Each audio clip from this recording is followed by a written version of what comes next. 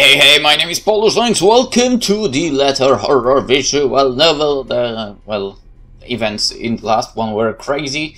Let's see if this is getting crazier or not.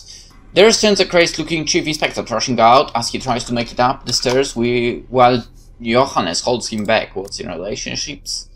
Nothing. What is going on here? Und tschüss. All the Schweinehunde must leave, including you, Chef Inspector. This one is very problematic and will not leave. No, you can't make me leave! I need to stay here for her! I need to help her! Oh, Rochelle? She's probably already at home, dearie. Or she might have already gone and skipped town. Who knows? Oh, for the love of... There's no point talking logic in him. Lee, go home. You're drunk. Can't you hear her crying? She was crying, just weeping and in so much pain last night. I couldn't help her, drunk sobbing bastard that I am. But my help, she needs my help. I have no clue what he might be talking about, right? What's the meaning of his words? Tell your fucking stupid lapdog to let go of me, Luke! How dare you say something like that about Johannes, you bastard? Or I'm gonna knock him down and I'm gonna knock the two of you down too! Honestly, I wouldn't be surprised if Johannes knew some, you know, karate, judo, taekwondo or something and kicked his ass, if there is need. Language! I've already dealt with your wife, so don't make me deal with you, Lee. Or maybe Hannah will kick his ass. Oh, I swear, Al. Hannah, enough. Don't stress yourself over him. It'll be bad for the twins. So go back to your breakfast and let me handle this, okay? Nice. Are you sure? Why wouldn't I be? Now, go ahead and do something less stressful. Go ahead! And do nothing. There is much to do, it seems, whenever I step up to the plate and try to take responsibility for something. Perhaps because everything is already being handled by someone hired specifically for that job. And with Johannes overseeing the stuff and Luke handling everything else as a whole, that doesn't leave much for me. I can't even take the job of delegation because all it takes is a word to one of the senior staff and everything will be taken care of for me. Moving in here a few days ago may have very well been the chore that took the most effort from me. And that didn't take any real effort at all. Yes, Hannah, go buy a mansion in the middle of nowhere. Huh? Good idea. Great plan. There are no dishes to set aside and busy myself with. Any mess left behind is now nearly non-existent. To sit on a counter while eating cake is supposed to be my next plan. Alas, there isn't even one to finish off, and I don't really know what brought me to the kitchens in the first place. It's not like I am craving anything else, nor do I have any unfinished business left here. But there is a calling to this room. Speaking of calling, why not do just that? Might as well, since I have nothing else to do. At least that will require some effort on my part. With how cut out from the rest of Lexburn dimensions, and with how long it was abandoned before we moved in, having a landline is out of the question. The solution, supposed to be, are mobiles, for it isn't much considering how spotty the signal is in the area. Great. It will take a bit of maneuvering to get even a single bar as this. Well, great purchase then, I guess. It takes a bit as I said it would. I have to park my rear on one of the cold drawers. But that suits me just fine. I bet it does. Another matter that needs my effort is who to call. She who must not be named is certainly off the list.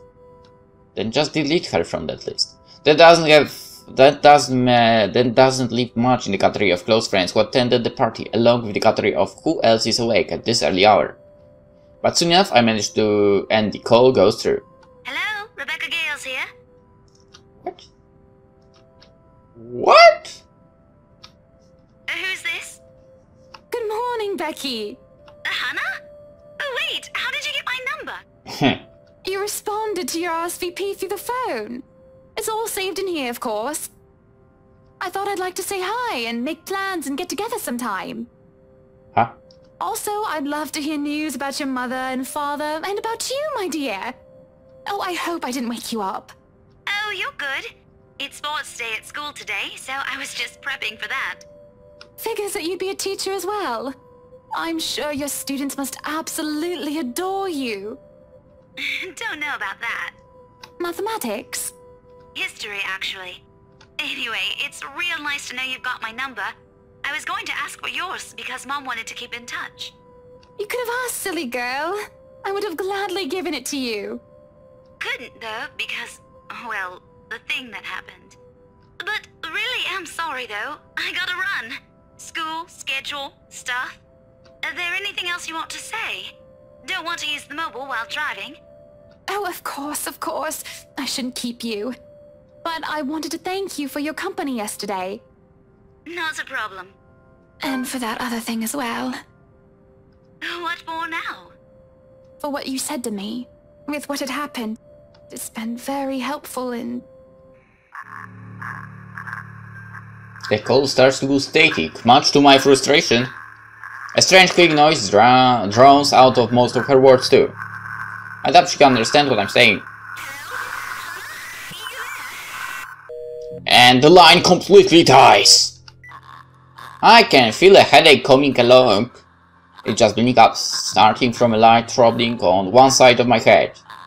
The style is gone and that helps a lot. But there is still that incessant horrible clicking. Again, again, again! Which does make sense, the mobile's turned off, isn't it? And if it isn't coming from phone, then where? Looking about, I can't help but let my eyes be drawn to the hatch leading into the wine cellar once more. That's when the clicking stops and I can hear the crying, that family crying from before.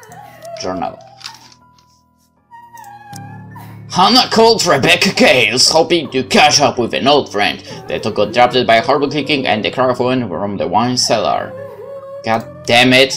Why are you doing this to me? What happened the other day, when I was told that nobody should have been down there? I tried to forget because of how it had settled me so. One can hardly do that when I'm looking at the very thing I'm trying to forget. Somebody's crying down there again. But if I leave it alone, it simply won't stop bothering me for the rest of the day. If not longer. They might have forgotten to lock it with the party going on. This again? If somebody is pulling my leg, I will not be happy. Calm down, calm down. Don't! Why would you do that? No! Trigger only takes a bit of pull to open the hatch. Why? As I look down the cellar, a sense of uneasiness washes over me. It isn't just the sudden onset of vertigo and nausea, but also darkness. It's suffocating. And as I look down, it feels as if it's looking back at me. Of course it does! Why would you open it? For heaven's sake! I worried that something would suddenly pull me into the deep. Really? Then why you opened it? The cries drown beneath the shrieks that start echoing in my head, high and shrill like nails being dragged across chalkboard. Close it! They are all screaming, shouting at me. Close it, damn it! Oh, and I can just feel her rage. Oh my god, I'm saving. Help me! She wants to drown me, drag me down and crush me in the very depths of darkness until there is nothing left of me. Close it! That deep abyss waits for me. For my death. They are all calling for it. It's a nightmare. There is a rope around my neck and I can feel the rest of me being torn apart. What? And they are still screaming. I'm screaming. For it is not my voice that escaped my lips. It flows through, clumping up and forcing its way up my throat like putrid bile. I choke and gag, yet I scream and shriek all at the same time. And I'm me, but not me. Press tab to skip. What the fuck? What the hell is going on? L! What now? What do I click? M! Alright, come on! N! Alright, I'm the god of games like that, I guess. It pushes me down to my knees before I'm prone and vulnerable on my stomach. PolishLynx, probably saved my life right now. It makes me tumble and I can just feel my whole body seizing or riffing on the floor. Everything and nothing hurts. It feels like I'm on the verge of death. And if I'm not dying, I nearly wish I actually am. Hana? Hana, what is going on in here? Dude, you don't want to know. Why are you? Brains. Heh. Think, look, something sounds bad, and I am able to take a gasp of air on my own volition for the first time in what felt like centuries.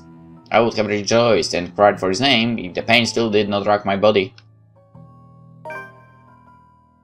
In safe hands, achievement unlocked, okay. Instead, all I can do is stare listlessly as he comes to my side and lifts me up, cradling me in his arms. He tries to get me to my feet, perhaps take me out of here. But all he's able to do is to get me to sit, make sure I'm not thrashing on the floor. I can see within my muscles spasm, limbs jerking like a puppet on a string. Luke holds me tight and gives me still, so that I do not hurt myself anymore. Whatever it is that happened, it has my mind feeling frayed and battered. Eventually the pain dies down into a dull age, and my own tongue stops feeling like cotton. It's only now that I can feel the wetness of my cheeks, tears trickling down my face. A coughing racks my body, now that I don't feel like choking. And it just all feels so horrible. But I don't care. I don't care. Luke, please. What happened here? Who did this to you? I don't know. I am so sorry. Shh, it's alright. You're safe now, Hana. You're safe now. Probably. Oh. Alright, so luckily enough, Hana survived. And I'm glad about it. I really like her. I really do.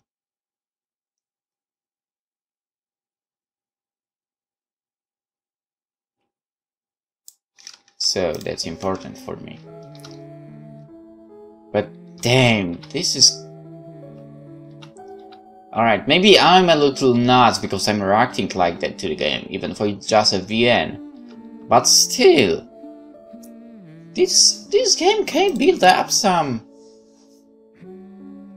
Alright, there was... Oh, profiles. Alright, so we are moving to Zachary, so we are going to play as a male now, nice. Zachary Zach Steele, birth date March 20. Pieces, 31 years old, sorry. Oh, she's the same age as Hana actually. Height, 6'0", 183 centimeters.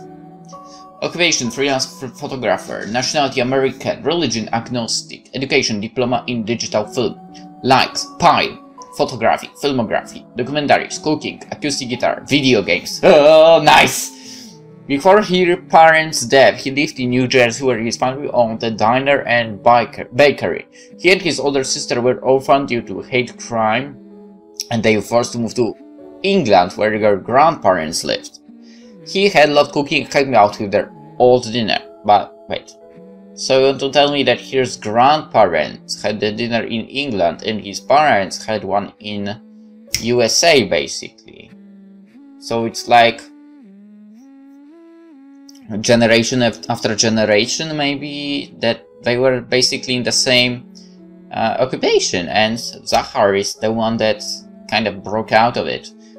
Okay. But grew lazy and disinterested after the incident. Understandable. It did not help that he was one of the few blacks in a predominantly white community at the time. His passion for the visual arts was sparked when he found the old Polaroids and home movies of his parents. So they were into that as well. Freelancing helped pay his rent, but the man had long set his sights on the indie film scene. Movie. It was during the creation of his first documentary that the robbery occurred, and Ashton was there to investigate. Being in the wrong place at the wrong time led to Zachary being placed as suspected, but the rock detective helped him clear his name. Nice. Alright. The pleasant aroma hits me long before I cross the threshold. Faint, but light and warm, a reminder of what home is. Pa's stern but commanding gaze. Ma tender smiles, the sunlight filtering through the eaves in the morning. And a distinct smell of cinnamon and vanilla acid drifts through the air every time something cooks from the room. Alright. Now that I think about it, I'll look into the journal. Alright, Isabella, Hannah, and Zachary. Isabella, yes, she has seen that girl. Hannah also. Zachary has seen during Hannah's route. Marianne, I don't think she's seen. Rebecca, same. Ashton, definitely not, I would like to say, but maybe he has seen. I mean, he's been there twice already, so... Luke? Probably. Anyway, what's with the freaking... and the distinct smell of cinnamon and vanilla scent drifts through the air every time something cooks from the room. The room, our room, Ma and Pa's pride and joy. My sister and I too, eventually. But we ain't allowed there. Not yet. Not until we're taller or older. Not until we learn how to take care of ourselves and not burn our hands or reach the cupboards without having to be lifted. But a little peek wouldn't hurt, yeah? Huh.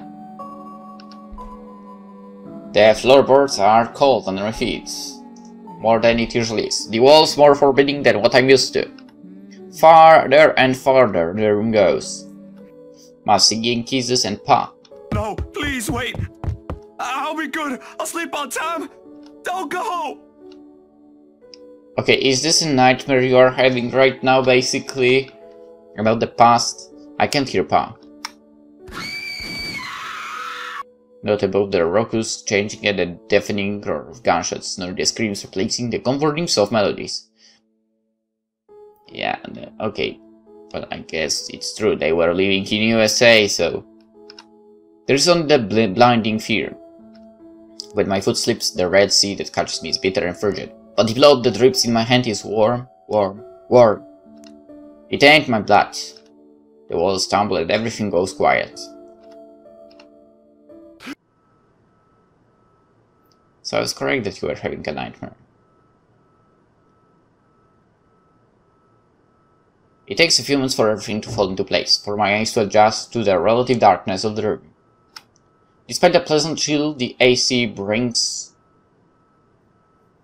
Speaking of AC... So... What, 2 days? 2 days ago. 2 days ago when I recorded, today is 9th, so on 7th, I went to work 2 hours earlier, because, well, I was asked to basically, but that would mean also I would go out of the work 2 hours earlier, right? So I went there because the electrician was supposed to appear, and also the guys to, like, work on AC because it's super loud. And it's not supposed to be. Anyway, so they were supposed to be there. And I was waiting for 2 hours and, you know, they didn't appear. First of all, like after half an hour, the guy called that the electrician won't arrive because his car broke somehow. I didn't really care in what way, whatever, right? And then he calls 10 minutes later to inform me that the AC guys are coming, but they are going to the store that is like, basically not the store I work, but the store from, like, the same family that my store is in, but it's a different one, under a different name, basically. And I'm like, well, great, thanks, great. I was lucky, actually, that I decided... I mean, I charged the PSP overnight. I went to work. I forgot to take it. Luckily enough, I didn't drive far away, so I got back and pick it up again. But, yeah. It would be a nightmare if I were to stay there for that long. And at least I played some Black Rock Shooter, right? Anyway,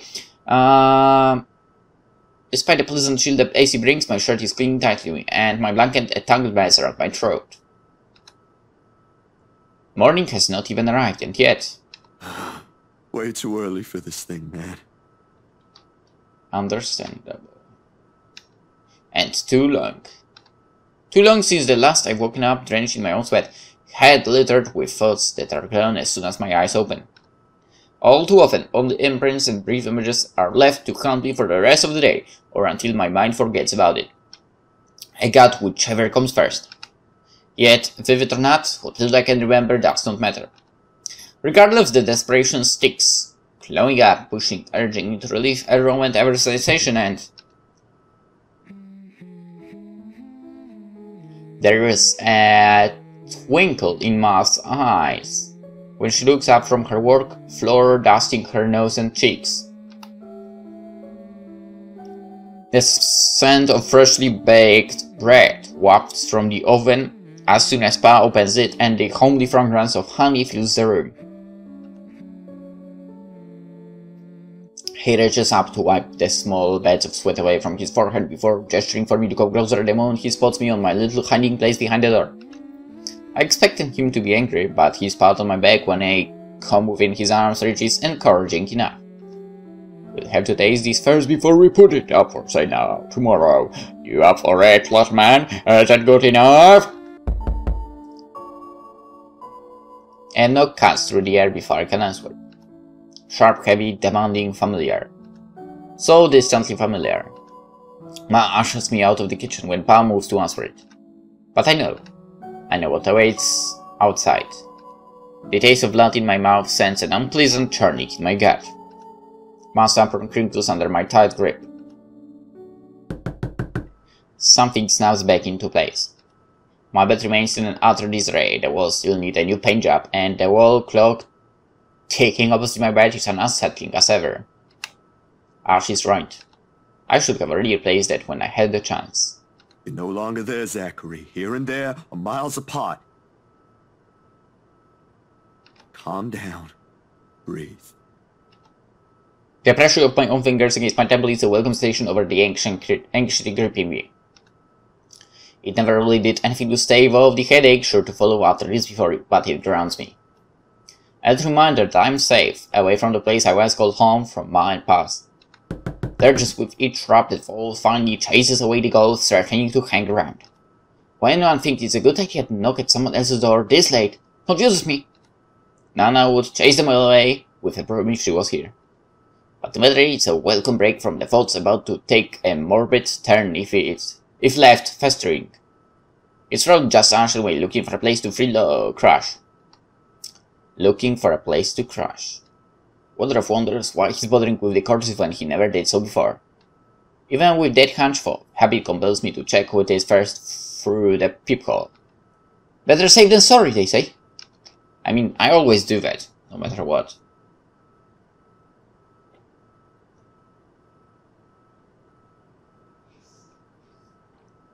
I mean, maybe I'm living in Poland and not in the US, but I will always do that anyway. Anyway, except the person that greets me on the other side ain't him.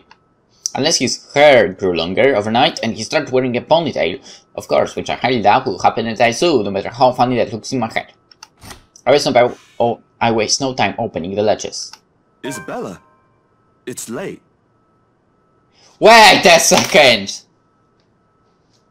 Alright, the look on her face is telling me she just ran away from her office. Right? And she survived? Am I correct?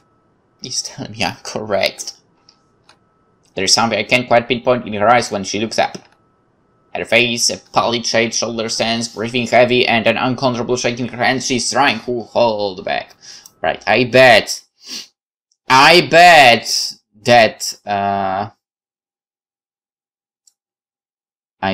that basically means it's after that event, and basically she survived. Yes! I mean, she's so cute that you know, I couldn't allow her death in the game, obviously. Anyway, her face, I read this already. Hide if I didn't know any better. Hey, Zach. Sorry, I know it's weird for me to show up at this hour, but you are the closest to my office, and... No, it's perfectly fine. I'm not really working on anything right now. Do you want to come in?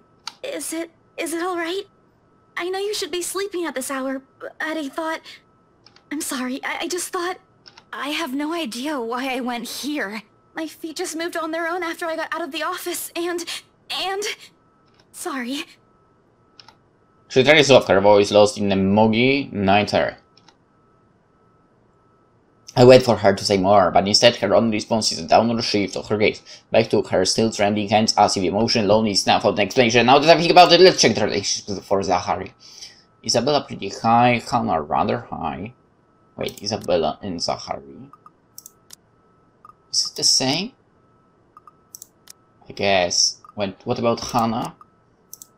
Probably. Alright, Marianne, you don't know each other. Rebecca, normal. Ashton, normal. Luke, normal. Alright. So my relationship between Isabella and Rebecca is not high enough. But I think I can repair it well when I go to Rebecca. Hopefully.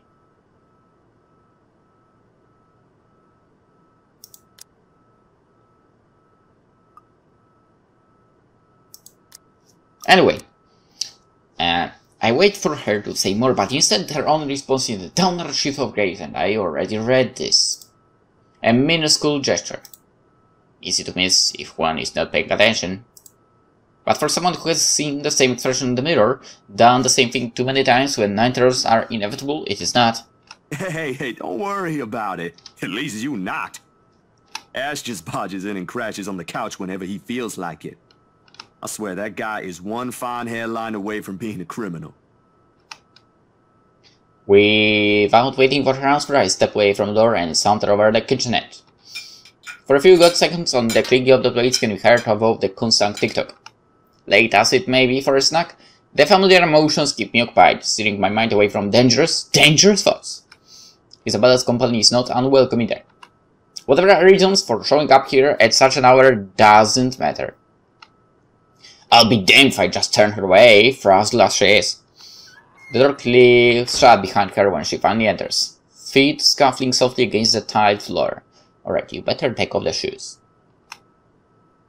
In all the years I've known her, she has never once lost her ever upbeat spirit.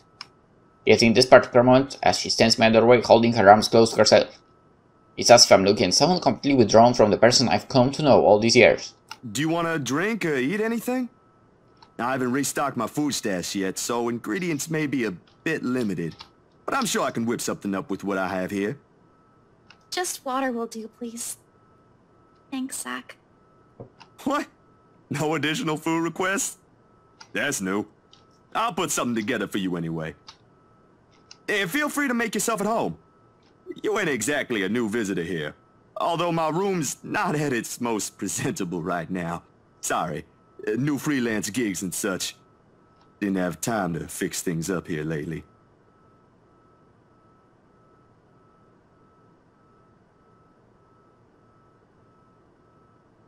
It's okay.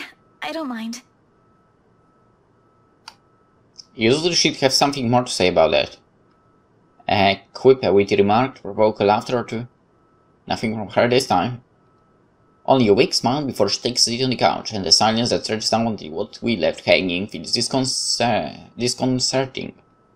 Before everything turns stifling and awkward, I continue talking, if only to keep the dead air at bay. How's one supposed to keep a conversation going when the person you're talking to is like this? Anyway, gigs. Can you believe this one client we got? Boss had all my schedule shoots shifted after they caught wind of this couple buying a new property. Man, must be nice to have all the money in the world. The world itself moves for you, huh? She's curled up on one side of the couch and hugging her knees close when I bring the tray carrying the sandwiches and the water she requested. She starts to straighten up as I'm unloading contents, but pauses as soon as I hold up my hand in a halting gesture. You're a guest. Didn't I say you're free to make yourself at home? Here's your water. Careful. The tremor in her hands fall lighter now, still hasn't subsided when she reached out for the glass. I give her a question look, but she's quick to avert her eyes, keeping herself occupied by taking small gulps of water. Or maybe she doesn't want me asking questions. Worrying. The sound lost for words, this bout of quiet not normally present in our chats. Even the creaking of the old chair when I casually the city is a welcome break. Although the company's familiar, this has gone way past unnerving. What happened? Overtime at work? She doesn't answer immediately. And her gut drains her glass of its remaining contents. One would think it will be enough to help her recover, yet she doesn't lose her tight grip on the glass as she cradles it on her lap. Her eyes take an unfocused gaze when she speaks again. Yeah. Boss handed me extra work today. After what happened. To Rose. Rose? Why do I feel like you've mentioned her before? Sorry, I'm better with remembering faces than names. She was my coworker. That will take some getting used to. I was just talking to her the other day. Was? Did she resign or something? I think I'm missing a few details here, Bella. You've never met her. I think I did mention her once, or twice. It doesn't matter. You probably heard her name recently from the news than me. Some quick clicks then. Like, boop! That's my memory from the night before. The bright red light from the dark room, the strong odor of the stove bath, the television's barely audible murmur in the background, and a glimpse of a bloody room. The news is everywhere, even the morning that follows. I just didn't think its effects would strike someone this close to me. Oh. Damn. I didn't mean to bring that up. No, like I said, it'll take some getting used to, but it'll get better. I hope it will. Things might become a little busier for me, though. She left a lot of things unfinished, and I'm one of the few people in the office who knows how she works. Boss thinks the transition will be easier if I handle it. That explains it. Well, just don't forget you still need rest. Even the most hard-working people I know don't keep hours as late as this. Hell, the subway stopped running hours ago. Crime rate might be lower here than most places, but that doesn't mean you can walk around freely in the middle of the night. It's just for today. Still a good thing you dropped by here first. I'm not just about to let you walk out here alone, especially not in the middle of the night. Who knows what else could happen? I'm not saying you should go right now, but I could accompany you home if you... No! Wait, please! The vehement tension in her voice makes me pause, and in this instant the mask she's been keeping up falls apart, if only for a short while. Right then and there, I understood what's hiding behind her unfocused stare from the on-sheet right. Fear. Pure, unadulterated fear. It's disturbing to see such mirroring her usual upbeat countenance. With a sigh, I cross the small distance spread gas and kneel in front of her. She doesn't flinch when I do so. However, the way she appears to make herself smaller against the couch is telling enough. Bella, this ain't just about your coworker, is it? What is it really about? I'm all ears. The sound of glass shattering rends through the air as soon as her hold on it loosens. In the span of a few seconds, her breathing grows louder. I don't know. I don't know anymore. She claps her hands over her ears, pressing tightly against the sides of her head. Her voice grows weaker with each word, each plea coming out of her mouth. Please don't leave me alone. I don't want to be alone right now. I can't shake it off. Everywhere's not safe and... Alright, Isabella. Look at me, look at me. My hands are firm on her shoulder when I pull her up to look at me. It takes every force of will to ignore the terror in her eyes in favor of taking control of the situation. Too close, too similar. Breathe. Breathe. You're safe here. Inhale. Hold. Exhale. Stay in the present. I'm here. No one's gonna hurt you. Probably. Do you want to talk about it? The force with which she takes her cat is enough reason to drop the topic altogether. No more. Please. No more. I don't want to remember anymore. Kate, no more talking. I won't ask anymore. Can I get you anything? Another glass of water? I think I have a tub of that pistachio ice cream you love so much. We're gonna have to clean this mess first. Will you be fine on your own for a little while? She don't slide before retreating into herself again. No more words are exchanged after it, and I take that as my cue to start cleaning the shards in the floor before either of us, one of us, get hurt. The quiet hum of the AC's pleasant distractions, I go over the manual task. More so than her ragged draws of breath or my little feeble attempts to tell a quick story or two. But the latter does the trick. And soon enough she gets ripped off by the time I return with the promised glass water, her chest rising and falling in a steady rhythm, the strain on her shoulders going. Frankly, I'd never seen her this still.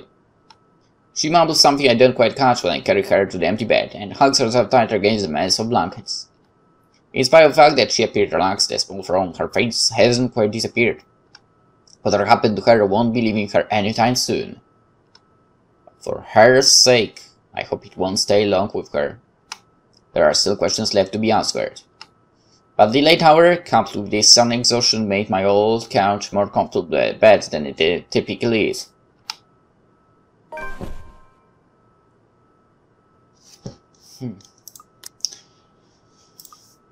25th. Alright, let's see. Yeah, alright, so on 24th it was... On 24th it was when the events in the office happened.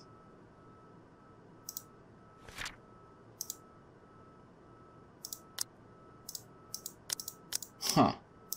Crazy.